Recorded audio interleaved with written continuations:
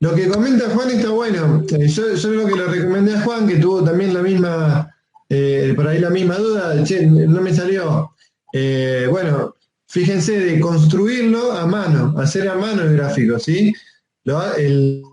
Sí, estoy hablando del ejercicio anterior. Ok.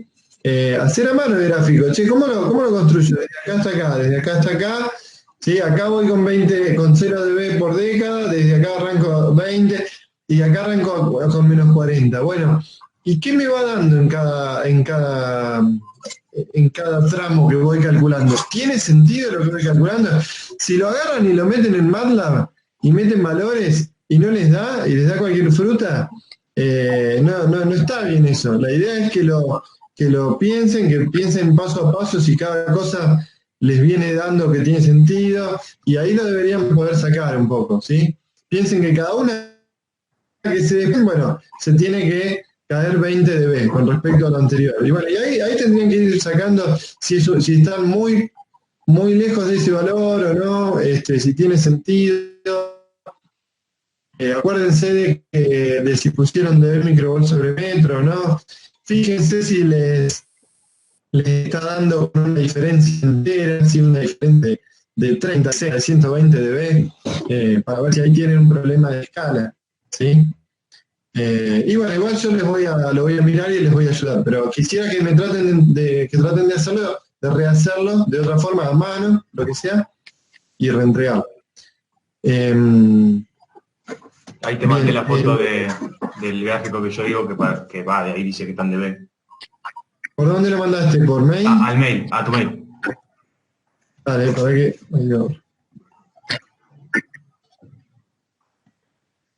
¿Está en el libro? Está en el libro, sí. Y después también tenía otra consulta, pero... Ah, no, pero pará. Sí, está bien. Ahí les muestro lo que dice... Está bien, lo que dice Miguel. Denme un segundo. Para eso voy a compartir la pantalla. ¿Sí? Bien.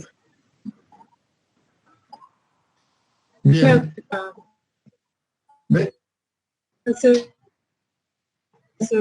Denme un segundito que termino con eso, Laura, dale. Mirá, esto es lo que dice Miguel, ¿sí? Esta imagen que... ¿Cómo? Perdón, esta imagen que está sacada del libro, ¿me siguen? ¿Me escuchan todos? Sí. Sí. Bueno, esta imagen que está sacada del libro es una imagen que es una captura de un analizador de espectro. Como el tipo, ahí probablemente le pusieron algunos transducers y además es un analizador viejo, lo que les tira directamente es que la escala está en dB, ¿sí? Está en dB, está en unidades logarítmicas, en dB. Pero no les dice qué es, ¿sí? Esto ustedes tienen que poder interpretar, en realidad, que el analizador de espectro mide un valor absoluto. ¿Sí? Pueden hacer cuentas ahí, es verdad. Pero esto, cuando mide directamente los límites de la norma, y se lo muestran así, es verdad que le falta acá el valor. Pero esta no es la tabla que tenías que ir para ver cuál es el valor del límite, sino las tablas donde el libro indica el límite, ¿no? Que están... denme un segundito, acá, ¿no? Estas son las tablas que Pero indican estas el son para límite. emisiones, esas son para radiadas. Yo necesito No, conducidas. esta es para emisiones radiadas, pero un poco más arriba tenés la de emisiones conducidas. Un poco más arriba, perdón, acá. Estas, por ejemplo, son de emisiones conducidas, ¿ves? Está bien. ¿Y en qué? De microvolt, ¿sí? Claro. Y acá están Bien. de la CIPR y de FCC para clase A y clase B. Esto quiere decir que también que hay que involucrarse más con el libro, hay que conocerlo un poco más, pero está bueno porque esto que vos sacaste es una captura de una medición real, ¿sí? Que hace el libro, que dice, si yo acá se me pasa del valor del límite. Pero vos, acá, por ejemplo, ¿cómo sacas el límite de acá? Es muy difícil. Sí, más o menos, porque en realidad te lo pone los límites que él quiere, porque él quería que saque la CISPR22 Quasipic, que es la línea de arriba, y ahí esa se ve bastante preciso. Bueno, Le pone justo el valor ahí. Está bien, pero ya vieron que es mucho más fácil desde acá, ¿no? O desde las tablas. Entonces, los valores en la LICEN, los valores de la norma de emisiones conducidas están en dB microvolt. Eso es porque se miden en la LICEN, que lo que hace es medir con un receptor, que es un analizador de espectro, por ejemplo, y que lo está midiendo en tensión, ¿sí? Porque es lo que mide el analizador, que mide potencia o tensión en una carga de 50 ohms. Entonces nosotros, si lo tenemos en tensión en una carga de 50 ohms, para pasarlo a corriente, simplemente agarramos la tensión y la dividimos por la resistencia, ¿sí? Ese era el único objetivo de ese ejercicio. Claro, no, bueno. Sí, no encontraba el... Bien. Y después la otra es en la página... Sí, Laura tenía una duda antes. A ver, así vamos un poco más en orden. No sé, Laura, si tenía una duda. No, creo que quería que lo grabes cuando empecemos. Que grabes, Bueno. creo. Bueno, gracias. Sí, lo voy a grabar. Decime entonces. En la página 102 del libro, o a ver si dice el PDF por acá, la 126 del PDF. La 102 del PDF. 126 del PDF. Bien. Sí. Ahí estoy, sí. Es el ejemplo 3, sube la sección y dice los coeficientes de expansión de la señal de ahí abajo. Es como un... Sí. No sé si alguien hizo esa cuenta, pero me da solamente que la primera integral me da ese resultado. No sé si por alguna magia la segunda integral se va por la integral esa. Lo resolví varias veces y me da que el resultado es solamente el resultado de esa integral por partes, de t por e a la t. Después te lo dejo de tarea si querés ver de... Capaz hay alguna magia que me estoy perdiendo, pero... Vos me decís que te da el primer coeficiente. No, que el C, o sea, todos los coeficientes de expansión, el resultado que me está dando el libro, a mí es solamente la primera parte de la primera integral. Como que la segunda no sé por qué se fue. No entiendo bien por qué desapareció o por qué a mí no me da. Donde dice de 0 eso. De me da el resultado de todo el CN. A mí solamente la de 0 a tau me da ese resultado. Y porque la otra o se olvidó o no sé si hay alguna magia que me la desaparece. Sí, hay una magia, que la función vale 0, ¿o no? No, porque ese pulsito abajo, fíjate el figura 3.7. no, estoy cuadrada. No, perdón, está bien. No, está bien. Bueno, No, igual. pensé que era una onda cuadrada. No, está bien. Claro, no. Es el pulso de abajo. Sí. No Te tiene... lo dejo ahí como para que lo revises porque no... O sea, en general no me están dando las cuentas por alguna razón. Bueno, dale. Alguna magia. Bueno, dale, haceme acordar cualquier cosa, porque por si me olvido. Pero, bueno, buenísimo. Y si alguno lo puede hacer también y dar la solución, la puede subir al foro, ¿sí? Eso estaría bueno. Si alguno más lo quiere hacer, este ejercicio que hizo Miguel, que es acá, este ejercicio 3.1, ¿sí? Y alguien quiere hacer esta cuenta, lo que él dice es que acá, esta integral, a él los C sub n le dan si hace hasta acá, ¿no? Claro, solamente esa parte. En cambio, esto, que lo que hace es básicamente calcular los coeficientes de esta función. Bueno, se los dejo también a ustedes, entonces, por si alguno más lo quiere hacer y subirlo, ¿sí? Después, si puedo, también le pego una mirada.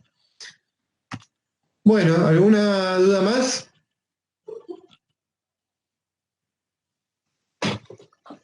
Bueno, entonces ahí se sumaron algunos más. Vamos a arrancar entonces. ¿Cómo van con esta modalidad, con todas las materias? Yo tengo una sola, así que bien, dentro de todo. ¿Sí? Ah, bueno, tranqui. Sí. Los otros, cómo viene? Estudiar en grupo, está bueno, sí. Y sí. ¿Tienen clases, sí, en general tienen clases así como acá? ¿O clases grabadas o presentaciones? ¿Cómo hacen con eso? Más o Sí, menos la igual. gran mayoría de Bueno. las materias que nosotros son muy parecidos en modalidad. Por el momento, bien. Bueno, sí, la universidad decidió seguir así, de esta misma forma. Así que, o sea, continuando con todas las clases virtuales, usando el campus. Así que me parece que en general eh, se puede bastante bien. Lo que me da mucha lástima son las prácticas que teníamos por ahí pensadas. Prácticas, ir un poco al laboratorio, a la cámara anecoica. Vamos a ver si podemos para el final de la cursada, espero que sí. Vamos a ver qué pasa. Bueno, les voy a pasar apenas tenga y pueda reorganizar un poco el cronograma, que además pidieron subirlo al campus, así que seguro que lo voy a tener que estar subiendo. Y así les paso bien la fecha, con detalle, fecha de parcial y eso. ¿Sí? Bueno, vamos entonces a empezar con la primera presentación. Y comparto. Pongo para grabar.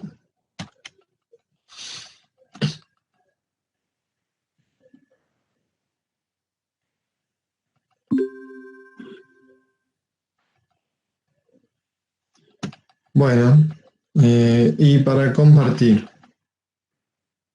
Bueno, hoy vamos a empezar viendo un tema. Vamos a saltear no me aparece, acá está. Vamos a saltear un capítulo del libro que se trata de líneas de transmisión, sí. Porque tal vez no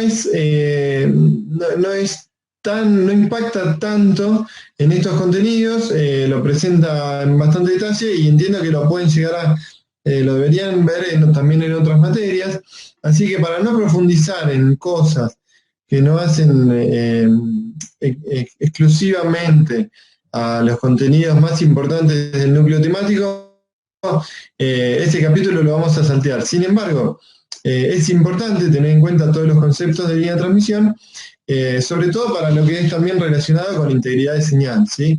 Así que si quieren profundizar más o si no se acuerdan de alguna cosa de esa y ven que es necesario para el desarrollo de lo que sigue, que no creo que sea demasiado importante, le pueden pegar una revisada ahí, ¿sí? Si no, vamos a seguir con el capítulo siguiente, que es sobre componentes no ideales, ¿sí?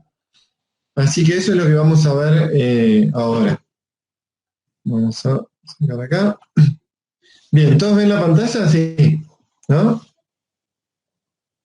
Sí, sí. Sí. ¿Se ve? Bueno, buenísimo. Sí, Arrancamos entonces. Comportamiento no ideal de los componentes, ¿sí? Nosotros vamos a tener que estudiar un poco en detalle por qué los componentes debemos modelizarlos, no como su función ideal para la que fueron concebidos, sino teniendo en cuenta que presentan características en la realidad, cuando uno los va a medir, cuando uno los va a poner en un circuito, que no son ideales, ¿sí? Que son, aplica un modelo más complejo que tiene elementos o componentes parásitos, ¿sí? Entonces vamos a tener que hacer modelos equivalentes para estudiar qué pasa con eso. Esto para entender entonces muchos de los fenómenos de compatibilidad y como dice acá, debido principalmente a las frecuencias de interés, ¿sí? que vamos a estar usando, que no son las frecuencias simplemente a las que yo diseño el circuito, sino que son frecuencias mucho más allá de las que yo estoy queriendo intencionalmente utilizar. Porque las frecuencias a las que yo mido emisiones, ¿sí? o ruido que produce mi dispositivo, no tienen que ver con el comportamiento esperado o que yo por diseño de mi componente, sino tienen que ver con el espectro regulado. ¿Sí? Entonces voy a tener que medir, por ejemplo, en 1 GHz cuando mi componente no funciona a más de 100 megas, por ejemplo. Mi equipo no funciona a más de 100 megas. Entonces, acá aparecen un montón de cosas asociadas a este aumento de frecuencia, y es que ya un resistor deja de ser un resistor, un inductor deja de ser un inductor, un capacitor lo mismo. Ustedes sabrán que cuando ponen un cierto capacitor, eso actúa como capacitor, es decir, su impedancia va disminuyendo, ¿sí? En función de la frecuencia, hasta una cierta frecuencia de autorresonancia, ¿sí? A partir de la cual eso resuena y empieza a ser inductivo, empieza a tener un comportamiento inductivo, ¿sí? Así que es importante tener en cuenta esto para entender estas cuestiones. Mismo un cable, ¿sí? En el caso de un cable, si es eléctricamente largo a la frecuencia de interés, directamente ya sabemos que se comportará como una línea de transmisión. Y ahí tenemos que encarar todo el estudio del capítulo anterior que dijimos, que es el que nos permite analizar eso de la forma más precisa posible.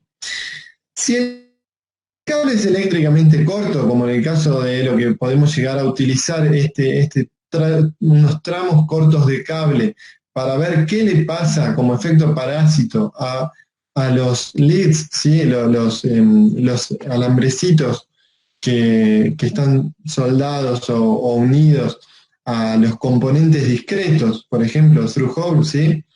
Si queremos estudiar eso, probablemente vamos a poder hacer un modelo de eso de circuito concentrado, ¿sí? Porque la frecuencia, porque la longitud es corta, ¿sí? En relación con la longitud de onda. La longitud del cable va a ser corta. Entonces podemos usar un modelo de circuitos concentrados para modelizar esos parámetros.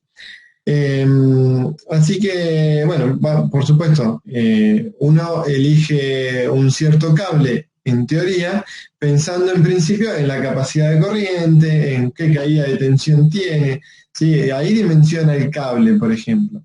Bueno, vamos a ver que eso da lugar a distintos comportamientos cuando vamos a estudiar qué le pasa a ese elemento, a ese cable, en función de la frecuencia, ¿sí? Le agrega, por ejemplo, y principalmente, inductancia, ¿sí? Que en principio no es lo que queríamos en el diseño teórico, ¿sí? Nosotros cuando ponemos un cable, difícilmente queríamos poner una inductancia, ¿sí? Simplemente queríamos un cable para que lleve una corriente, ¿sí? Y lo dimensionamos en función de eso y de la caída de tensión. Bueno, sabemos que tiene alguna resistencia, bueno, esa resistencia se comporta de cierta forma en función de la frecuencia y también a partir de cierta frecuencia interviene una inductancia asociada. Así que bueno, los parámetros que tenemos asociados a un cable, ¿sí? Van a ser en principio los siguientes: parámetros geométricos como el radio del cable, RW, R del wire, en metros, ¿sí? La conductividad, sigma, en Siemens sobre metro, que también podemos expresar como una conductividad relativa, ¿sí? En función con respecto a la del cobre, siendo la del cobre 5,8 por 10 a la 7, Siemens sobre metro. Esto es como la definición del epsilon R, ¿no? Que está referido al vacío. Acá lo referimos a un elemento que es el más utilizado, que es el cobre. L es la distancia del cable, ¿sí? La longitud del cable, perdón. Mu va a ser igual a mu 0, en principio, ¿sí? Porque los cables se suelen hacer con materiales no ferromagnéticos. Y epsilon es parecido a epsilon 0, ¿sí? O igual a epsilon 0. Si tenemos en cuenta que el cable está rodeado por un dieléctrico, ese dieléctrico va a tener una permitividad relativa, epsilon r, pero es muy finito, ¿sí? El espesor de ese dieléctrico, y en principio prácticamente todo el campo electromagnético va a estar en el vacío esencialmente. Epsilon es parecido a epsilon 0. Bueno, y después tenemos por ahí una división entre lo que son cables sólidos, donde lo representamos por un valor de RW, ¿sí? un cable de radio RW, y cables con filamentos, ¿sí? con distintos multifilamento, que sería, multifilamento suelen llamarse, si no entiendo mal, a distintos cables aislados entre sí, pero estos serían cables con pelos, ¿no? En inglés es stranded wire, que lo que le aporta es flexibilidad, ¿no? Una posibilidad de flexión al cable mayor. Y se compone básicamente de eso, de distintos pelos o pequeños cables de un radio RWS que van a terminar estando eléctricamente en paralelo, ¿sí? Así que podemos usar un equivalente, con un equivalente de RW que contemple los acá, cables sólidos en paralelo de radio RWS. ¿Sí? Así, bueno, acá tenemos algunas tablas sobre las conductividades relativas al cobre y permeabilidades relativas de distintos conductores, ¿sí? Que uno podría pensar como para darse una idea de qué estamos hablando. ¿Sí? Tenemos cobre, oro, plata, ¿sí? Y ahí tenemos las conductividades relativas y el MUR, ¿sí? Donde MUR es mayor que 1, bueno, son materiales ferromagnéticos que en principio no vamos a usar para cables, ¿no? Y acá tenemos unas tablas que son tablas normalizadas que se usan típicamente en la industria con ciertos diámetros de cables. Entonces, con sus números asociados, y tenemos el caso de solid y stranded, ¿sí? Acá, ¿sí? y acá continuado, ¿sí? Cada uno con su wire gauge. Así que a partir de estos datos, digamos, nos dan este dato, tenemos el diámetro del cable, básicamente, ¿sí? Y bueno, esto para los dieléctricos, ¿sí? Para los dieléctricos que podemos estar utilizando como aislante del cable, aislante alrededor del cable, ¿sí? Bueno, entonces, un cable, ¿sí? Las características que va a tener ese cable. La principal es, por supuesto, la deseada o la intencional, es la resistencia en DC. ¿Sí? Perdón, intencional, no sé, pero es la que más conocemos y la más obvia, la resistencia en DC. Es igual a la longitud dividido sigma por pi por r cuadrado, ¿sí? El radio cuadrado de la sección, ¿sí? Del cable. Eso es ohms. Ahora, sabemos que cuando aumentamos la frecuencia, ¿sí? Interviene el efecto Skin, ¿sí? Donde es un efecto, no sé si recuerdan de alguna de las clases de electromagnetismo que han visto en física, donde la corriente tiende a concentrarse en la periferia del conductor, ¿sí? Dando lugar a una profundidad de penetración, que es este delta, que está dada por 1 sobre la raíz de pi por f por mu sub 0 por el sigma, ¿sí? El sigma del material, ¿sí? Así que lo que vemos es que, en este caso calculado para el cobre, si no recuerdo mal, acá lo que vemos es que principalmente esto es inversamente proporcional a la raíz de la frecuencia, ¿sí? Es inversamente proporcional a la raíz de la frecuencia, va como 1 sobre la raíz de f, ¿sí? Esta profundidad de penetración, es decir, cuanto mayor es la frecuencia, más delgado es la sección por la que tiene que pasar la corriente. Esto incrementa el valor de resistencia.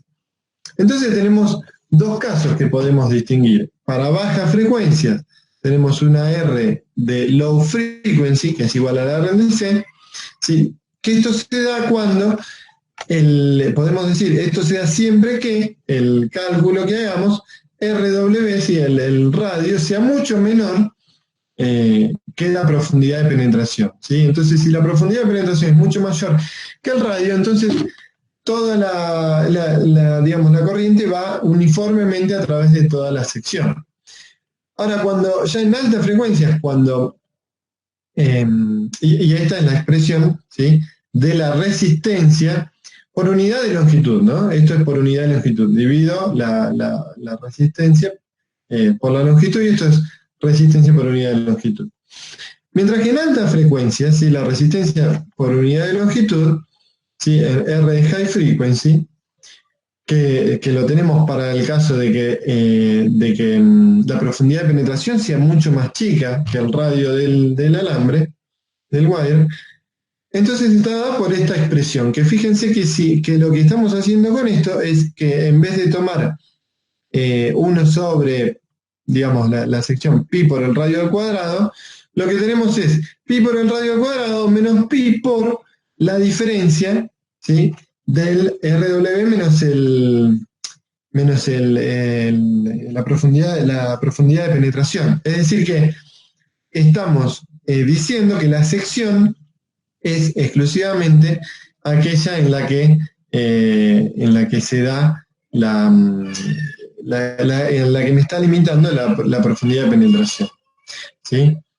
Así que, y esto es parecido, ¿sí?, si hacen las cuentas van a ver que esto es parecido a esta expresión, y que en función de la resistencia de DC la podemos expresar así, ¿sí?, como R del wire sobre 2 delta por R de DC, ¿sí?, o de esta forma, donde acá se ve explícitamente que esto depende, ¿sí?, depende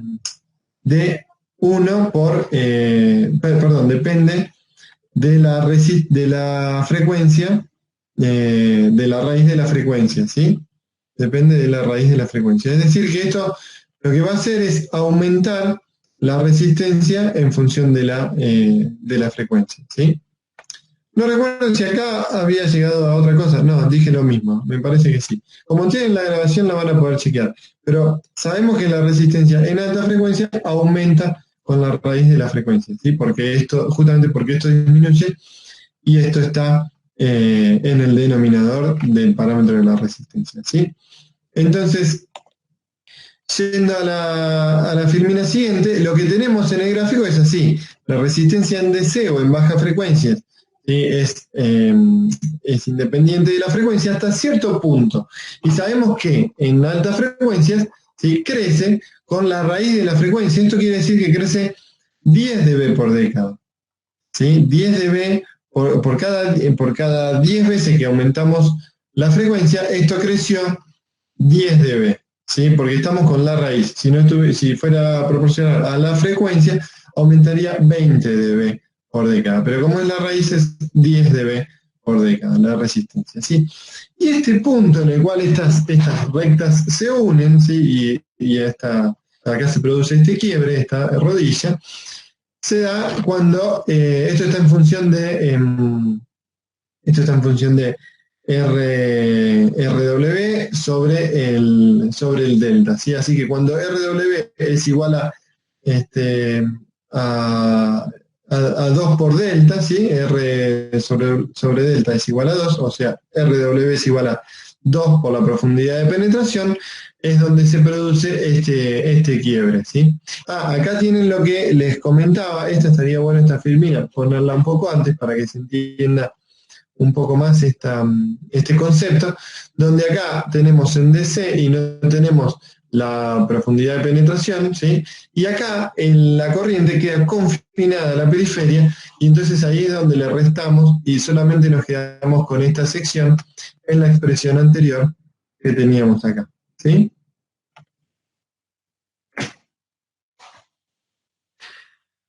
Bien.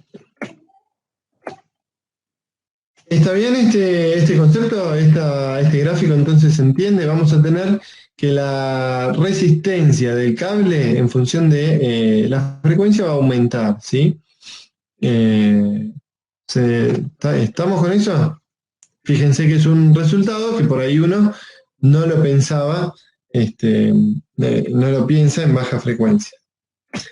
En altas frecuencias tenemos que pensar en eso. Bueno, después podemos estudiar en un cable la inductancia interna que tiene, ¿sí? Que es la inductancia que se produce por el mismo, la misma corriente que circula a través de cada uno de esos conductores. Sí, eso produce un campo magnético y eso produce una inductancia debido a eso. Entonces, en bajas frecuencias podemos hacer el cálculo, como han dicho en física, y tenemos que la inductancia interna es un 0 sobre 8pi. ¿Sí? Esto siempre y cuando estamos hablando en bajas frecuencias o en DC, es cuando, de nuevo, la misma hipótesis, la profundidad de penetración es mucho mayor que el radio del alambre.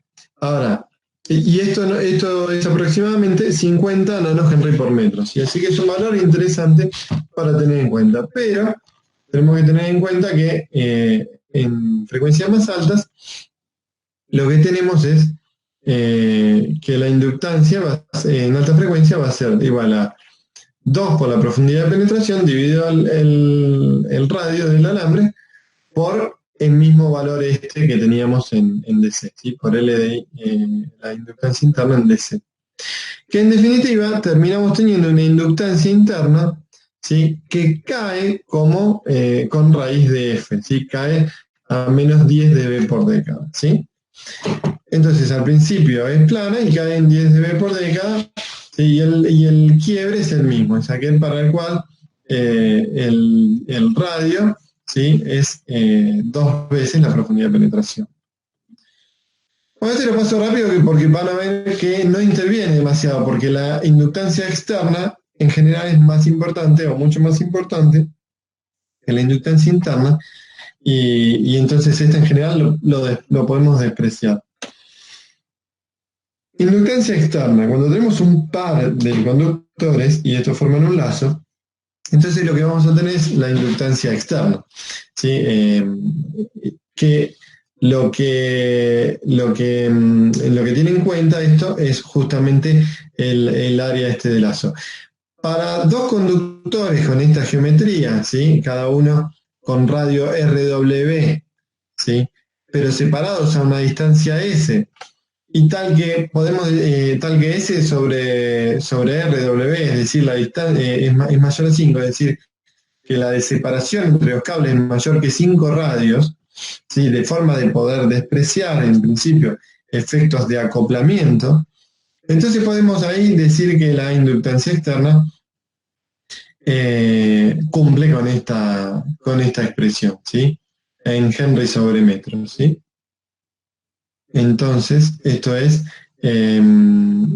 va con el logaritmo natural de esta relación de S sobre R. Y la inductancia total, la inductancia de lazo, sí, la inductancia total, la inductancia de lazo, surge de considerar esto siempre en Henry sobre metro, ¿no? También todos estos parámetros que son propios del componente los estamos dando en unidades por unidad de longitud, ¿sí? Entonces, la inductancia total de un lazo la voy a calcular como 2 por la inductancia interna, por la longitud que tenga, porque esta es por unidad de longitud, más la inductancia externa por la longitud, ¿sí? Esta una sola vez, porque es la de lazo, y esta 2 veces, ¿sí? Porque es la de este alambre más la de este alambre, porque L es simplemente esta longitud, ¿sí? Que la tenemos 2 veces, estamos diciendo. Así que esta va 2 veces, y la inductancia externa una vez, que es la inductancia de todo. Está bien, entonces, ¿sí? ¿Alguna duda sobre este parámetro? A ver, yo no estoy viendo nada de si están diciendo algo. Ahí veo 3 mensajes, a ver, bien, algún sí, vimos en analógica algo, sí, está perfecto. Bien, entonces, uy, se me fue acá la pantalla.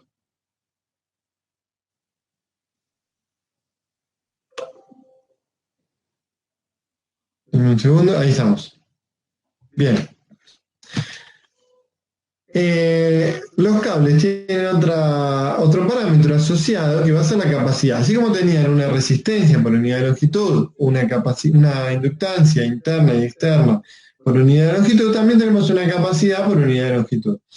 Y esta capacidad está por la carga, ¿sí? Dividido la longitud, ¿sí? Eso dividido el volumen. ¿Sí? Este dividido L que aparece acá es porque lo estamos haciendo por unidad de longitud. Y esto está en farads sobre metros, ¿sí? Y esto siempre también considerando esto mismo, ¿no? Que el acoplamiento es poco entre eso y que la relación entre la separación entre los cables y el radio es mayor que 5. La capacidad total, por supuesto, es C por L, ¿sí? Esta capacidad por unidad de longitud por la longitud del cable. Bien, hablamos un montón sobre un detalle, ¿sí? ¿Qué pasa con los parámetros parásitos de un cable? ¿Para qué me pueden, cómo lo modelo al cable? ¿Para qué me sirve? Bueno, para hacer este tipo de modelitos equivalentes. Este modelo equivalente que vemos acá, hay distintos tipos de modelos que vemos acá. Todos cumplen básicamente la misma función, ¿sí? Todos los puedo utilizar de distintas formas, porque yo los calculé por separado a todos estos parámetros. Calculé la R distribuida, ¿sí? Y la voy a tener una resistencia concentrada total de esa R distribuida o por unidad de longitud por la longitud de ese cablecito. Lo mismo con la inductancia interna, ¿sí? Lo tengo para este cable que va para acá y este cable que va para acá. La inductancia externa, por supuesto, como es una sola, la voy a poner en un solo lugar, ¿sí? Y la capacidad la voy a poner en un solo lugar. Pero esta capacidad la puedo poner acá o la puedo poner al principio. ¿Quién me dice dónde tengo que poner esa capacidad? Esta capacidad también la puedo dividir en dos y poner así, o la puedo poner en el medio y dividir en dos estas inductancias. Todas estas combinaciones son válidas y me van a predecir correctamente en un cierto intervalo de frecuencia la respuesta de mi circuito. El tema es, en función de la frecuencia, cómo se van a comportar, bueno, y algunos mejor, algunos peor. Si le agrego más términos y hago más distribuido esto, mejor todavía se va a comportar esto en función de la frecuencia en un ancho de banda más grande. Y por otro lado, lo más importante de estos modelos tal vez es bueno, tener en cuenta qué impedancia de carga yo voy a estar conectando a este modelo de cablecitos, ¿sí? Que voy a estar usando para un modelo de lead, ¿sí? De cable que le llega, por ejemplo, a un resistor, o cable que le llega a un inductor, o cable que le llega, cable alambrecito, ¿no? Pedacito de alambrecito, que le llega a un capacitor. Bueno, si es una impedancia alta, los que más me van a servir van a ser estos, si es una impedancia baja, estos. Ahora, impedancia baja o alta, ¿con respecto a qué? Bueno, con respecto a esta impedancia característica que yo puedo calcular, sí que esto es un término o un parámetro que viene de la teoría de línea de transmisión, que la vamos a calcular así, ¿sí? Como raíz de L externa, ¿sí? Ahí casi, fíjense que directamente despreciamos la L interna, L externa dividido C, ¿sí? Esta L dividido esta C, ¿sí? Por unidad de longitud, ambas, o en definitiva es lo mismo porque multiplicamos y dividimos por L, ¿sí? O 120, que es lo mismo que si hago las cuentas me queda 120 por el logaritmo natural de esta relación S sobre RW, ¿sí? Así que comparando este valor con la ZL que yo tengo, me va a convenir usar este modelo o este modelo, ¿sí? Bien, después un detalle, ¿no? O una extensión de este concepto.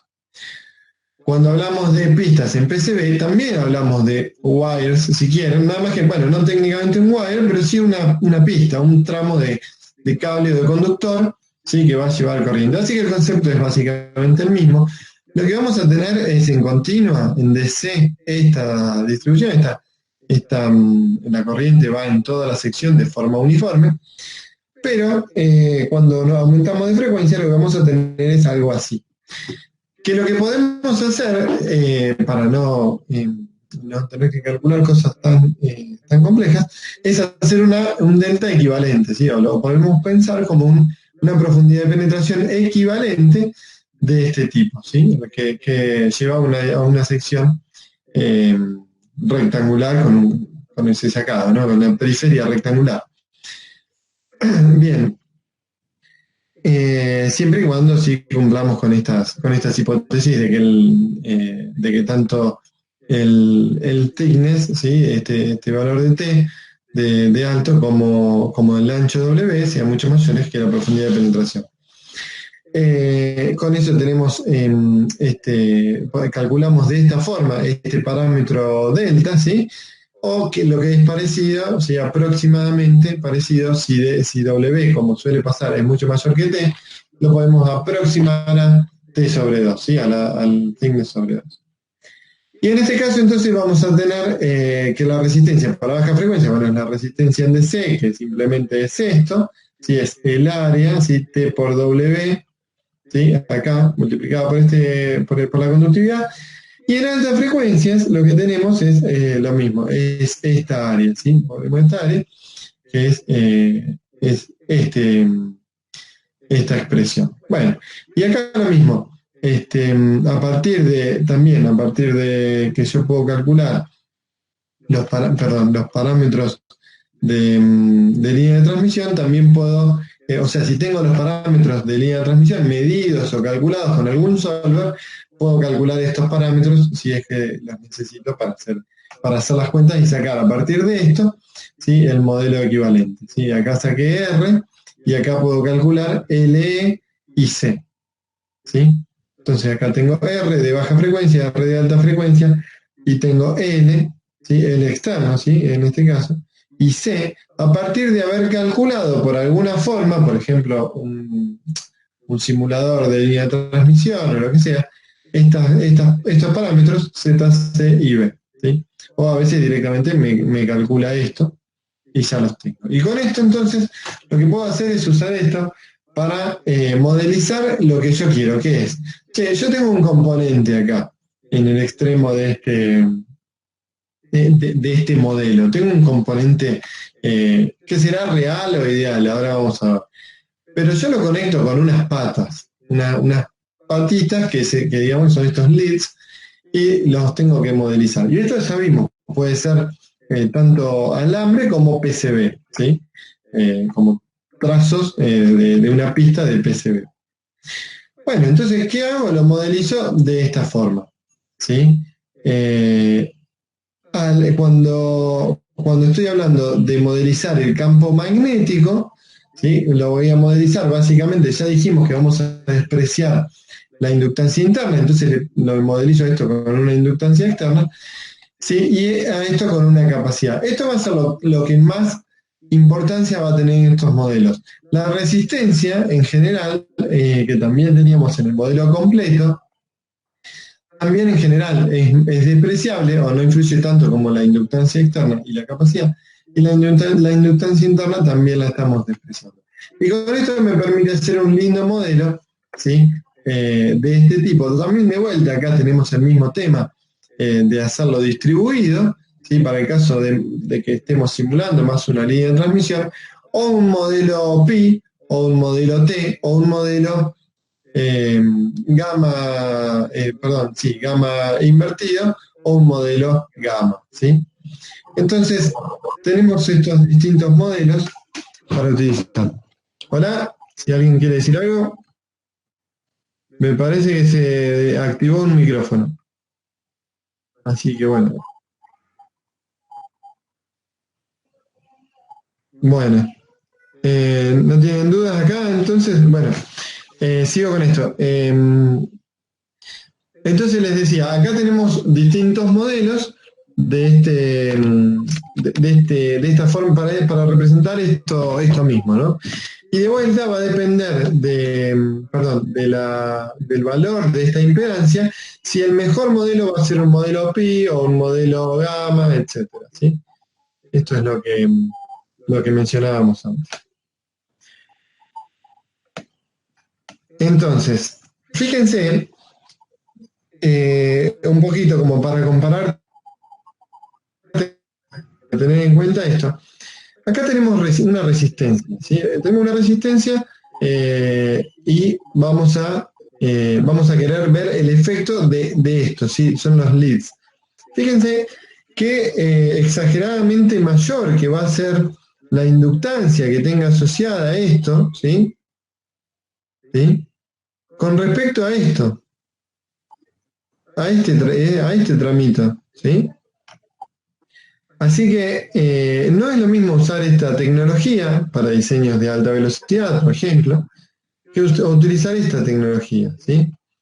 En los modelos equivalentes van a ser muy distintos. Acá vamos a estar hablando de inductancias mucho menores que en este tipo de componentes, ¿sí? Así que esto es para tener en cuenta y bueno, nos va a servir si queremos hacer un estudio de cómo impacta realmente si tenemos un problema específico adentro de una placa, vamos a tener que estudiar probablemente cómo influyen todos estos elementos parásitos que por ahí no estamos teniendo en cuenta. Cuando hablamos de diseño de alta velocidad, esto pasa a tener una importancia tremenda, ¿sí? No vamos a poder usar este dispositivo directamente en un diseño de alta velocidad. Y por supuesto, si queremos entender y estudiar las emisiones en detalles, también vamos a tener que modelizar este tipo de cuestiones. Bueno, ¿alguna pregunta hasta acá?